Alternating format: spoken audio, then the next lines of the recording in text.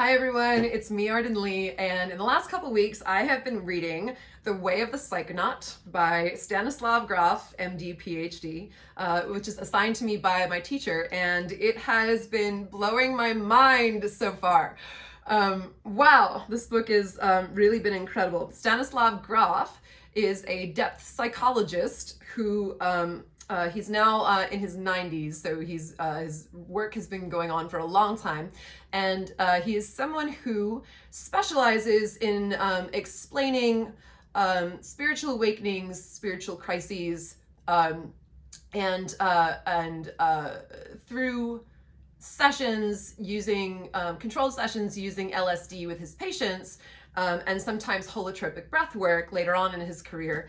He was able to facilitate patients through a process where they were able to access transpersonal consciousness and go back in time throughout their experiences in their lifetime.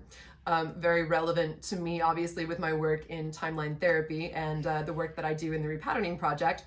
And to access not only memories from other parts of their lives, but also to access information from events in past lives or other timelines, or things throughout history that modern psychiatry would not be able to explain, right? That they should not in some way be able to do that, right?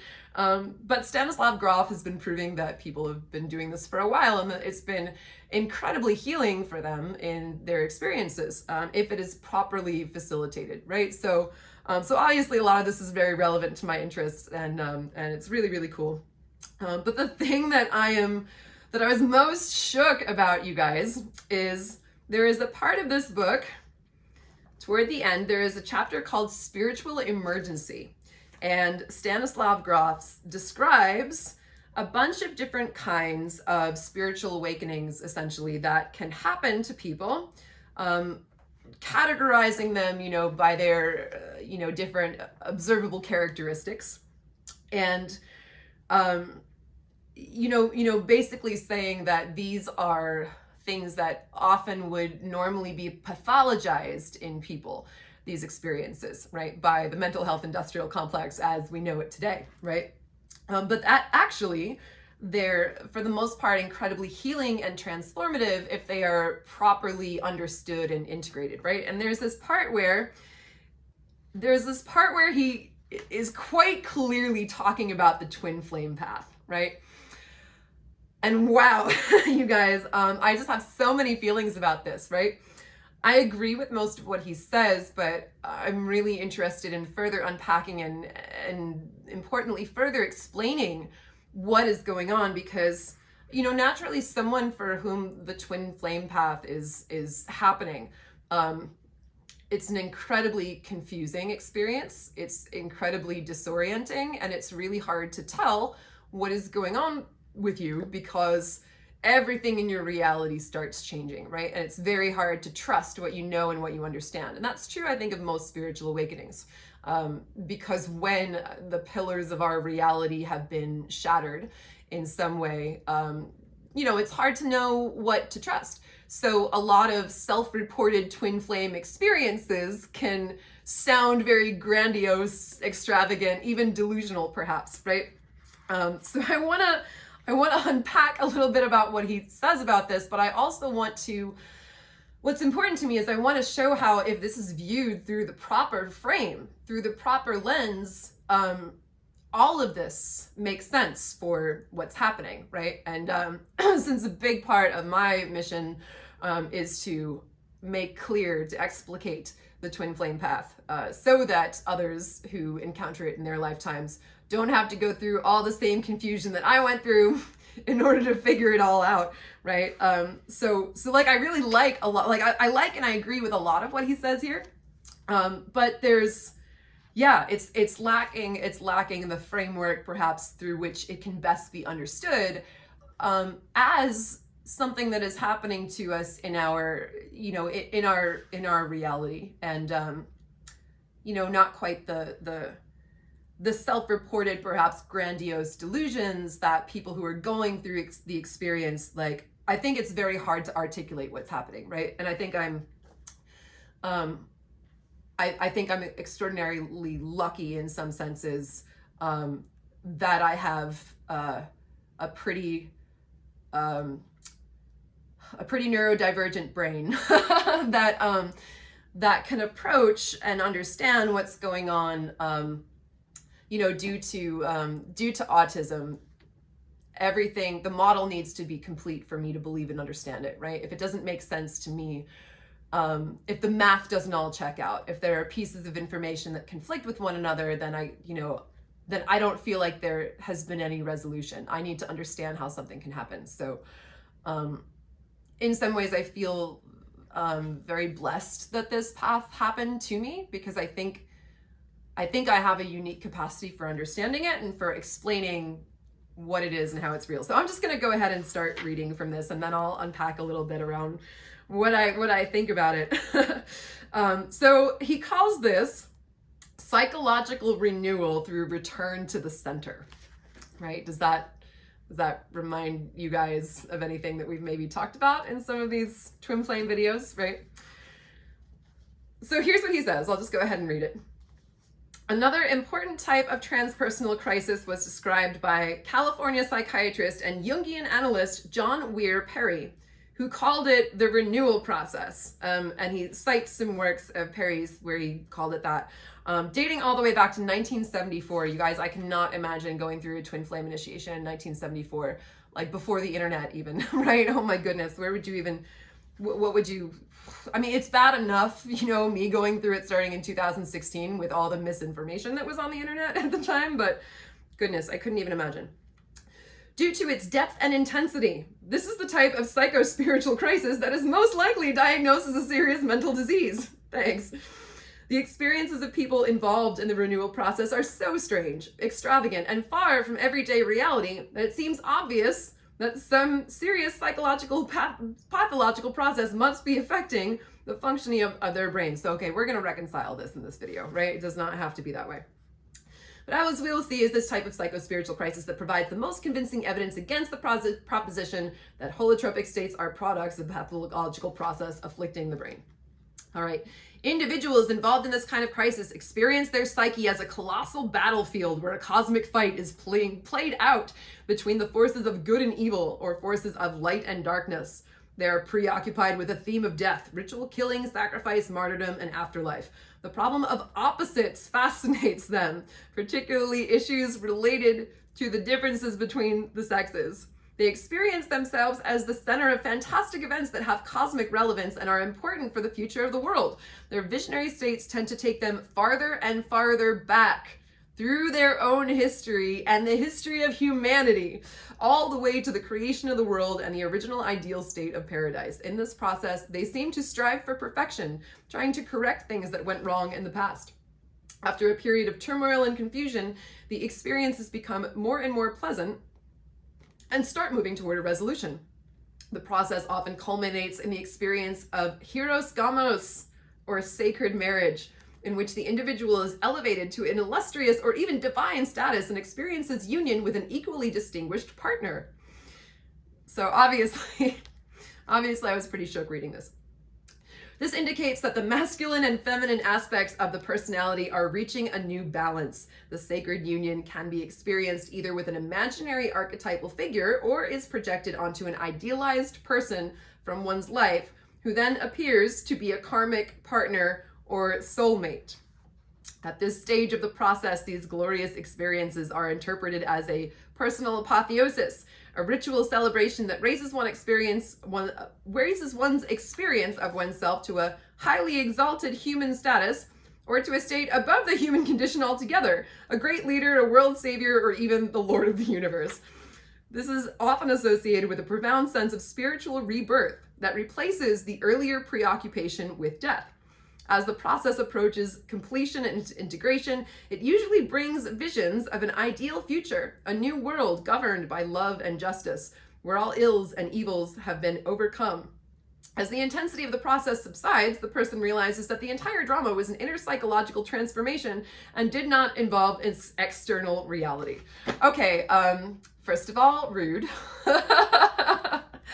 Wow, super rude. But I absolutely understand why someone who had not gone through the process or specifically studied it would find that to be true, especially if you're looking at self-reported evidence from twin flames, because for sure, if you were to have asked me what was happening to me throughout 2016 through 2019 or so, it was only in early 2020 that I figured out that the twin flame paradigm is essentially a mathematical equation, right? That it's not about the other person, although the existence of the other person, right, is there to be that mirror, right, to trigger you into that awareness so that you can see all of your own expressions of your own polarities and then bring yourself into balance, because of course whatever you observe about that person can then be applied to yourself, right, but oppositionally expressed. And we've covered this in some of the other videos, so if you haven't watched those other twin flame videos yet, I definitely recommend starting there. But for this one, I'm gonna just go ahead and start unpacking this, right? So I wanna, I wanna look at what Grof is saying through the framework that I now understand about the twin flame path, having been on it and studying it for 6 years now. So, all right.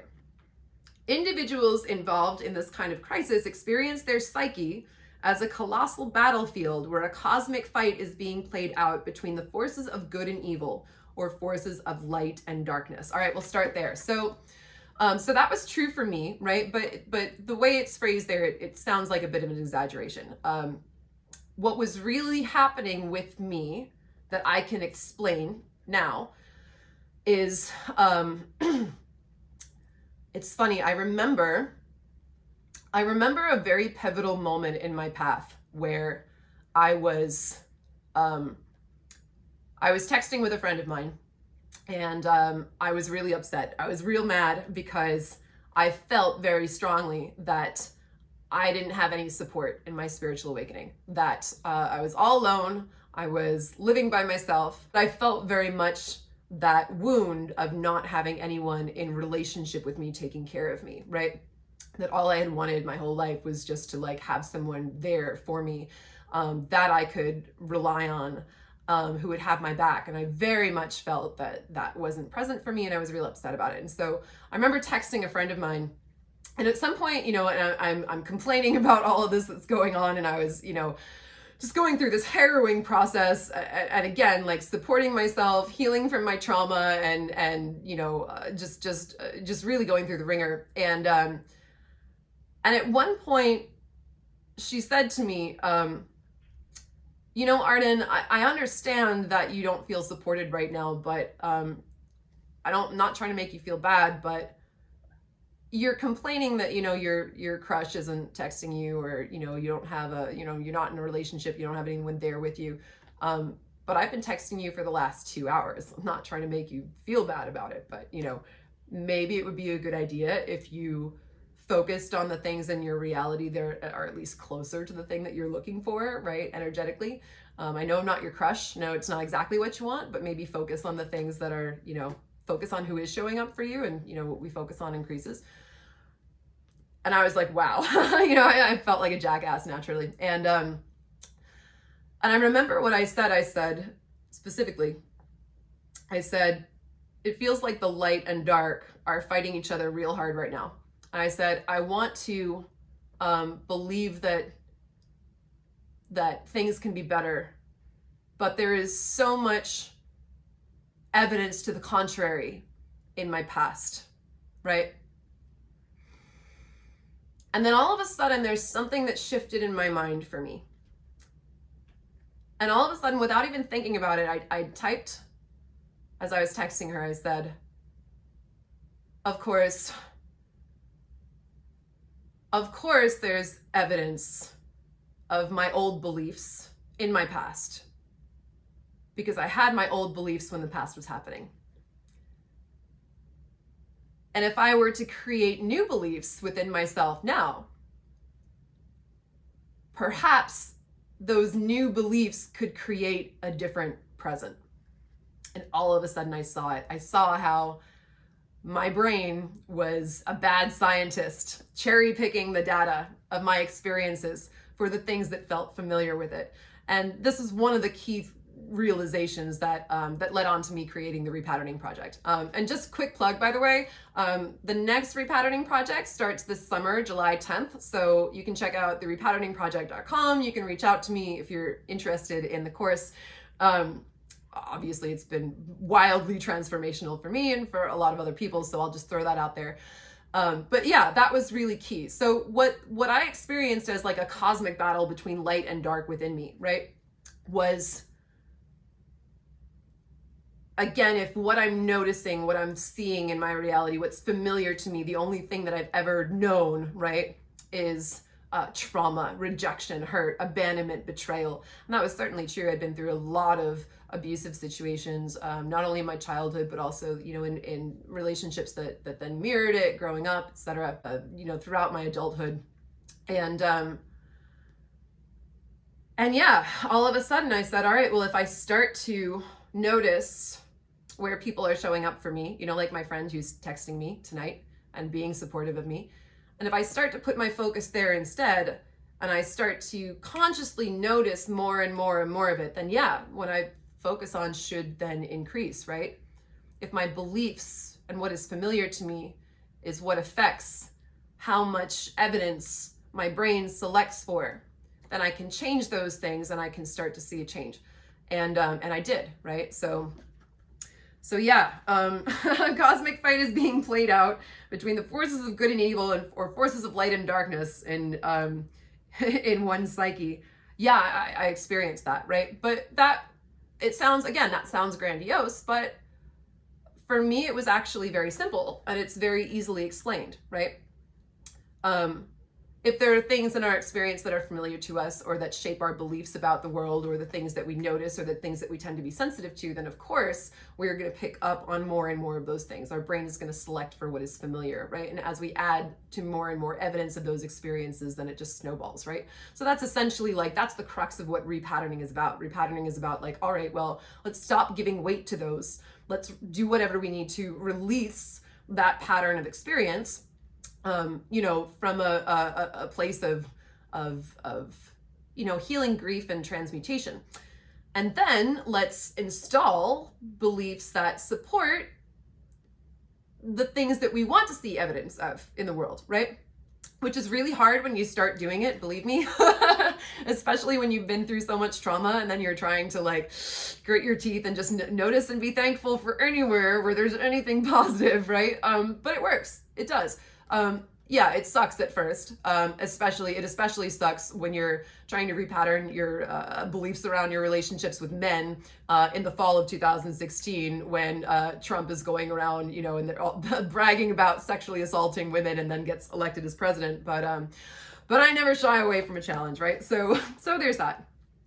They are preoccupied with the theme of death, ritual killing, sacrifice, martyrdom, and afterlife.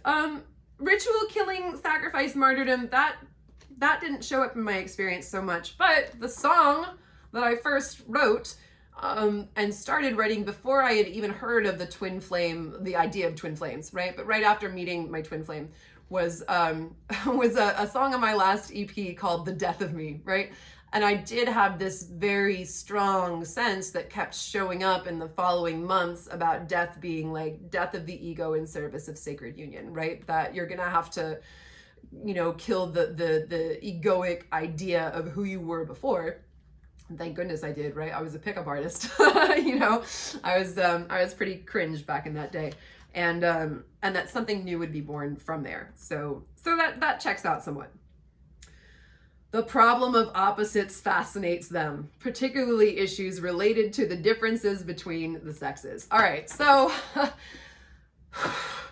when I first met my twin flame, within the first 24 hours, we had a conversation, and he showed me a graphic of a right brain, left brain quiz he had just taken online. And he was apparently like 76% right brained or something. He showed me. He was like, "Oh my God, I'm so right brained or whatever. It's hard for me to, get organized or stay on top of things, or that require more like left brain kind of ability." And I noticed right away. I was like, "That's really funny. I bet I'm just as left brained as he is right brained." And sure enough, after he went home later that afternoon, I went online and I found that very same quiz, and sure enough I took the quiz and I was like, yeah, I was like 76% left brain, right? It was pretty much exactly mirror images like that. And again, I knew nothing about the twin flame path or anything like it at that point, but I started noticing, I was like, I think there's other things here too, where where we're each this sort of oppositional polarity of a shared essence, right? So the next thing, when I started working on my trauma healing, I noticed the difference between desensitization and hyperarousal, right? And I was definitely very desensitized. Also attachment styles, I know I've mentioned this before, right? I was very anxiously attached and desensitized. And this person, by all of their behavior, appeared hyper aroused and avoidantly attached, right? So I just started noticing like these shared frequencies expressed oppositionally. And yeah, I guess you could say I was fascinated by that. There was something about that pattern. And then when I learned about twin flames, and it's like, oh, they share the, mirror images of one another, I'm like, oh, okay, I get what that actually means now, right? All right, next sentence. They experience themselves as the center of fantastic events that have cosmic relevance and are important for the future of the world. I will say that, and especially also about that, the cosmic fight being played out between forces of light and darkness, right?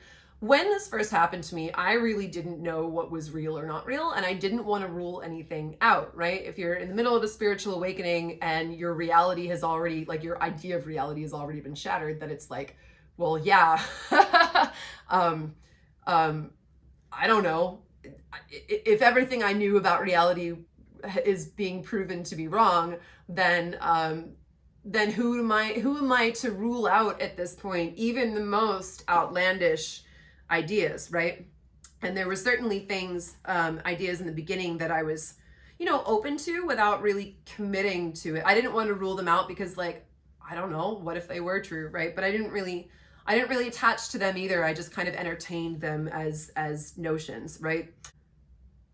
But I also think that we're in a phase of the world right now where the survival of our species on the planet is in jeopardy, right? So they're actually, like, yeah, I don't think it's a stretch to say that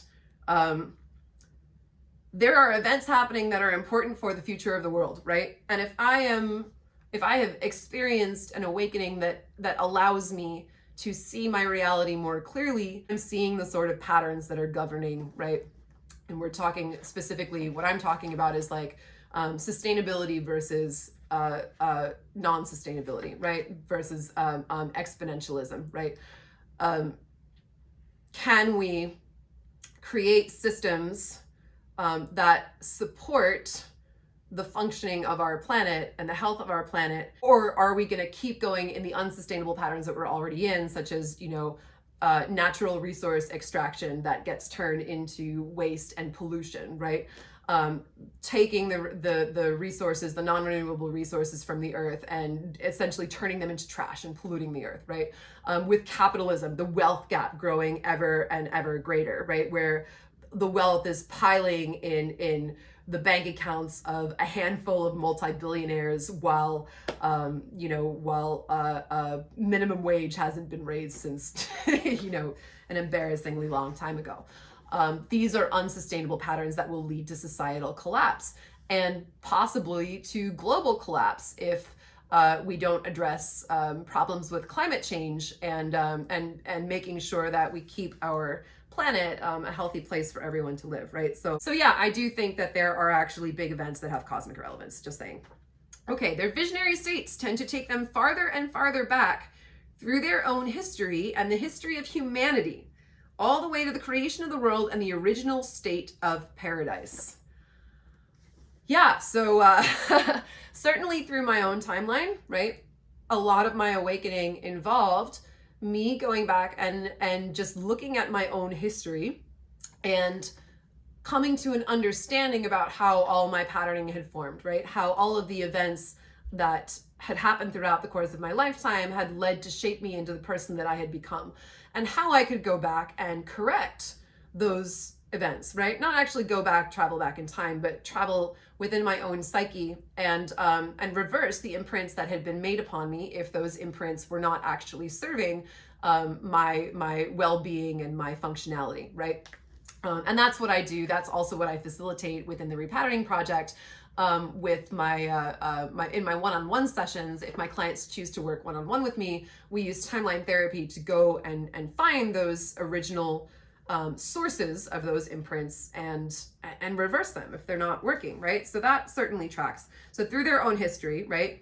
And the history of humanity all the way back to the creation of the world and the original state of paradise. Yeah, because when you start thinking about the polar opposites in this way, if you picture the Big Bang, right? You have a singularity, you have a non-point, you have all of the entire vast expanse of the universe condensed into a single non-point, and then there is the Big Bang, and it explodes into a universe of infinite possibility. And if you picture this Big Bang as like a color wheel, right, like a rainbow spectrum, you and your twin flame represent two opposite polarities that are 180 degrees apart from one another, right? And this is like a mental model. I hope this is clear as I'm explaining this, right? You can calculate one from the other, kind of the way that you could do on like, you know, like if you pick out a color like digitally on a computer, right? You could name what that color was, and then if you wanted to calculate the exact opposite, there would be a way to do that, right? You'd be able to see what's exactly 180 degrees across. Very much the same way that like hot, cold, black, white, you know, all of those pairs of opposites. So yeah, you start to think about when everything was at oneness and then it all splits apart, right? And that separation is an illusion. We are all part of the same giant universe. So yeah, I definitely thought all the way back to the very beginning of the, you know, of all of existence as we know it. And the opening lines of my album, my Twin Flame Hypersigil album, the opening lyrics are, "We fell out of the sky, then we split in two, and a billion years went by.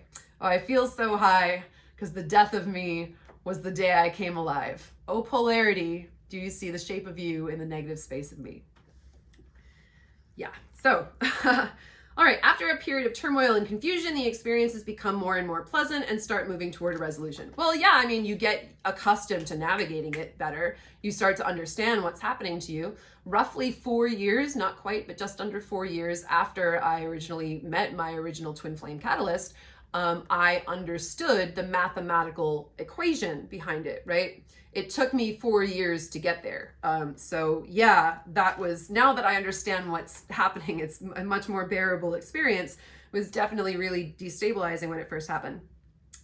The process often culminates in the experience of heroes, gamos, or sacred marriage, in which the individual is elevated to an illustrious or even divine status and experiences union with an equally distinguished partner. All right, so we need to talk about divinity first, right? Because I feel like what's being described here is like, oh, they experience that they're elevated to a divine status, right? Which sounds like, oh, you just became a superhero or something, right? But, and I'm not interested in any sort of like grandiose exaggerations, right? But ascended masters were also real people, right? Jesus was a real person. Jesus apparently, according to some historical accounts, Jesus actually traveled to the east, to India and Tibet, where he was known as Saint Isa, and studied Eastern philosophy with great masters before returning to his hometown and teaching the Jewish people about what he had learned. Also, the Buddha was also a real person, right? So when we talk about divinity, you know, I'm not here for anything that's gonna, you know, keep me in some egoic status, which it sounds like he's kind of saying like, oh yeah, these people think they're illustrious or divine, well, yeah, I don't want to be, I don't want to be like one of those modern self-made gurus who's going to sell you some, crazy $10,000 meditation retreat or something, because I think I'm like the next coming of Christ or anything like that. But why wouldn't I believe that if I applied myself in my studies of spirituality and magic and really come into alignment with myself, why wouldn't I want to give myself the possibility that I might become an ascended master in my lifetime? I think it's actually the more generous thing to do, because if I don't believe it's going to happen, then I'm never going to try for that, right? And who knows, if I do try for it, who knows what things that I may be able to accomplish that might be helpful, especially considering the global crises that we are in right now, right? So I'm kind of not into this whole like poo-pooing on this, illustrious or even divine status, right? And experiences union with an equally distinguished partner. So equally distinguished partner, right? And I want to, and it says this indicates that the masculine and feminine aspects of the personality are reaching a new balance, right? And we talked about that too, because when you bring your polarities into balance, right, and you experience the balance of them within you, that is then the 11-11, right? You have the 11 that's within you, and then you have one within your partner as well, and you both have all of your aspects balanced, right? We've talked about this in some of my other twin flame videos, so that's what that is. The sacred union can be experienced either with an imaginary archetypal figure or is projected onto an idealized person from one's life who then appears to be a karmic partner or soulmate. Okay, I have a problem with this, because the thing is, it's not a projection if you understand and recognize what it actually is, right? It's reaching that inner balance of 11-11, which it's a measurable change, it is actually a harmonizing, a coming into alignment in one's own self. This is a real thing that happens, and it's certainly a worthwhile pursuit, right? There is absolutely a change from when we are, polarized in extreme trauma responses or extreme attachment styles and extreme attachment polarities. And there is a difference when we come into that balance, right? There is a very big difference when we come into things like secure attachment or things like healing from our nervous systems from hyperarousal or desensitization. And when we do that, when we have that inner balance, then yeah, we're going to attract a partner who is also balanced within. And this is not a projection, right? This is not, maybe if someone thinks like, oh, they're my karmic partner, my soulmate, they're my twin flame, right? And because of all this distortions around what the collective clearly thinks about twin flames, like, okay, I understand that. But if we understand the framework that I'm teaching, which is that your twin flame is merely the person who is the mirror image of you in your expression, and that when you come into that center point balance, then you will also attract a person who is balanced within themselves. That's really all it means, right? So this idea that it's a projection of, and someone appears to be like on an idealized person who appears to be a karmic partner or a soulmate, right? These things actually have grounded explanations. We don't have to project something that sounds delusional onto this person. We just recognize that we're a mathematical fit with one another, right? We're balanced, they're balanced, and we share that same energetic frequency, right? That shared soul signature. All right, so yeah,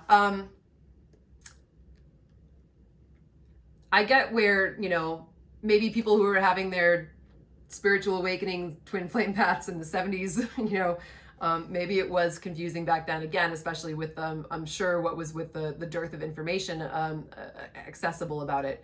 But there's just no reason, like, I feel like what Grof is trying to do in this book is he's trying to depathologize a lot of spiritual awakenings. And I just want to say, like, I think he has a ways to go with this one. Like, I think there are frameworks that ground this in a reality where it's not so, like some grandiose thing that is happening. And I mean, maybe it's grandiose in some senses, right? It can feel that way. But yeah, as long as it's balanced, right? As long as it's grounded in a realistic understanding of what's happening, then I think it's useful, right? At this stage of the process, these glorious experiences are interpreted as a personal apotheosis, a ritual celebration that raises one's experience of oneself to a highly exalted human status, or to a state above the human condition altogether. A great leader, a world savior, or even the Lord of the universe. Well, I don't think I'm the Lord of the universe, and I wouldn't want to be.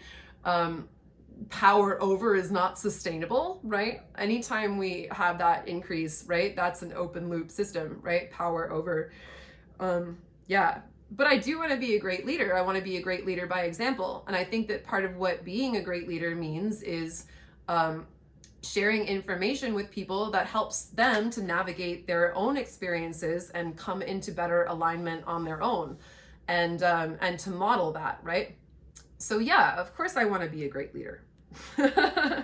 And with any hope, I will, right? But if someone is going to go and put me in the same sentence with thinking I'm the Lord of the universe, like, this just feels mean, you know? All right, this is often associated with a profound sense of spiritual rebirth that replaces the earlier preoccupation with death. Well, sure. As the process approaches completion and integration, it usually brings visions of an ideal future, a new world governed by love and justice, where all ills and evils have been overcome. Well, that would certainly be nice, wouldn't it? And I'm certainly doing my best to put my efforts toward that end, right? And this is a real thing. This is not like an idealized, I mean, sure, it's our glorious solar punk future, right? But I'm keeping my fingers crossed, because genuinely speaking, the ways that we are living on the planet are unsustainable, and we need to make a transition into a system of macroeconomics that is going to support society in an ongoing manner rather than lead to societal and even global collapse, right? So actually it's really important that we take that seriously, right? So this visions of an ideal future, like, I mean, that's cool, right? If that's being taken seriously, but I want us to talk about making those visions as much of a reality as we can, right? Grounded in reality, working from the ground up, right? And my role, as I see it, for now anyway, my role in this is to help people to repattern themselves so that they can discover their own purpose, and also, you know, join in that the great global repatterning, right? We must create sustainability within ourselves in order so that, you know, as within, so without, right? And when we find our gifts, and when we call back our energy and our bandwidth from, you know, all the unsustainable places that we've been leaking it out into, you know, toxic relationships or materialism or people-pleasing patterns, when we call all of that back, then we as individuals have that energy and that bandwidth to put toward solving the great global crises, right? So that is my role in this, is I am helping to ready people to get to call their energy back, and and really tune into their unique personal gifts and their unique purpose that they feel attuned with, that is in alignment with the harmony of the collective and with our global future. As the intensity of the process subsides, the person realizes that the entire drama was an inner psychological transformation and did not involve external reality. I mean, yeah, this has been a personal process to me, right? Certainly it has involved external mirrors, but I don't feel that anything about the twin flame path had any bearing on their free will, right? Those external mirrors who showed up for me were simply my mathematical equivalent according to the twin flame algorithm, right? show me where I was at in my own process. And of course, because there is that symmetry, that balance, then there is going to be a charge between those people typically, right? But that doesn't mean that that person has to stick around and be your karmic partner or whatever. And as I've seen in my own path, right? It is possible as we're doing our growth work that we may no longer align with one twin flame as we're coming into our balance, right? Maybe they're growing at a different pace, or they're growing in a different direction, because we are in the free will zone and we get to each choose the directions in which we grow, right? But as I moved closer to the 0 point of sacred union, aka secure attachment, etc., aka inner harmony, then I attracted someone who was again equidistant from the 0 point from me, right? I attracted again my polar opposite. So that's all that is. And that is external reality. There are way too many coincidences that happened on my path to be just explained as coincidences, right? But I don't feel that anything in my external reality has any obligation to me because of it, right? It's all just mirrors showing up. It's all math. And ultimately, I think given the global crises that we are facing,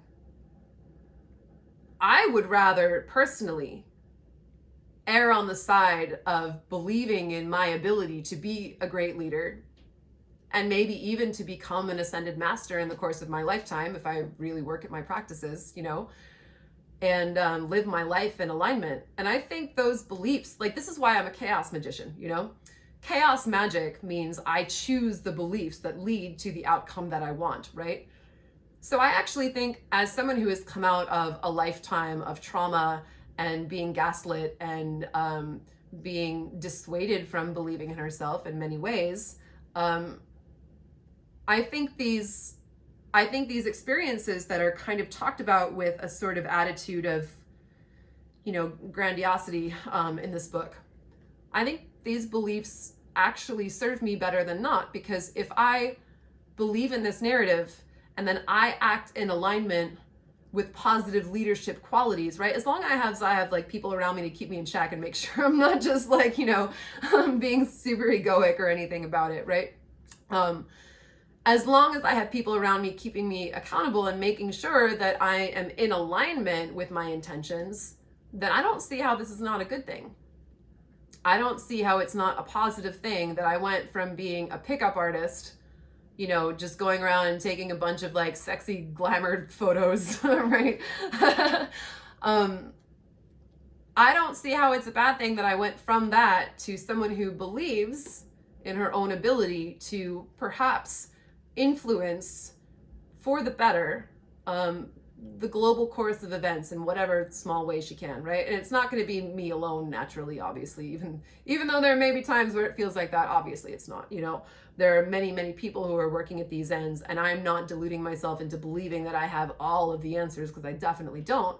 But I definitely do believe that I have a key piece of the puzzle, and that I can be a help in that, right? And that is why I created the Repatterning Project and why I do this work, because I want to be able to help people bring themselves into alignment, so that there are more and more people who can also see the same patterns that are going on systemically, and can put their efforts and their purpose, they can take their energy back from all those fruitless places they were spending it on, buying things to impress people they don't even like, texting back people that are causing them pain and all that stuff, and put that energy instead into creating healthy, sustainable friendships and relationships, and putting energy behind their purpose into helping the world become a better place.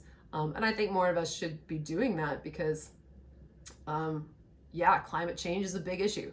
Late capitalism, big issue, right? Misinformation, big issue. A lot of big issues that we can all, there's something for everyone to tackle, no matter what your gifts are. And I think if more people are doing that, I think that's a good thing.